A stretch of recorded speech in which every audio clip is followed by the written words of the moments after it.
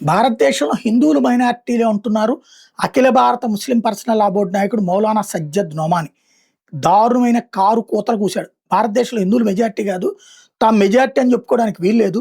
జాట్లు వేరంట, తమిళులు వేరట, ఎస్సీలు వేరట, ఎస్టీలు వేరట, లింగాయతులు వేరట, ఆదివాసీలు వేరట, సిక్కులు వేరట, బౌద్ధులు వేరట, క్రైస్తవులు వేరట. హిందువులు కాదు, మేము చాలా కాలంగా హిందువులని పాసిస్ట్ హిందువులుగా, సెక్యులర్ హిందువులుగా విభజించడానికి ప్రయత్నించాం. కానీ సెక్యులర్ హిందువుల పట్ల మాకు అసంతృప్తి ఉంది, మరింత తీవ్రంగా వ్యవస్థీకృతంగా విభజన కార్యక్రమాన్ని అమలు చేయాల్సి ఉంది అని చెప్తున్నారు. ఇప్పుడు హిందువులు మాట్లాడాల్సిన సందర్భం వచ్చింది. ఎందుకయ్యా అంటే మనల్ని ఇలా కులాల పేరుతో విడదీస్తారు. ముస్లింల్లో ఉన్నటువంటిది ఎన్ని వర్గాలు ఉన్నాయి, ఎన్ని కులాలు ఉన్నాయి, అక్కడ వాళ్ళని కూడా బీసీల్లోకి మనం తీసుకొచ్చాం. అంటే వీళ్ళు ఎంత న్యాగ్గా ప్రపంచంలో కుట్రలు చేస్తున్నారన్న విషయాన్ని గుర్తుపెట్టుకోవాల్సినటువంటి అంశం. ఇలాంటి నాయకులతోనే అతిపెద్దదైనటువంటి సమస్య. వీళ్ళని ఇప్పుడు వెనకేసుకొచ్చేటటువంటి వాళ్ళు ఆలోచించాల్సిన సందర్భం.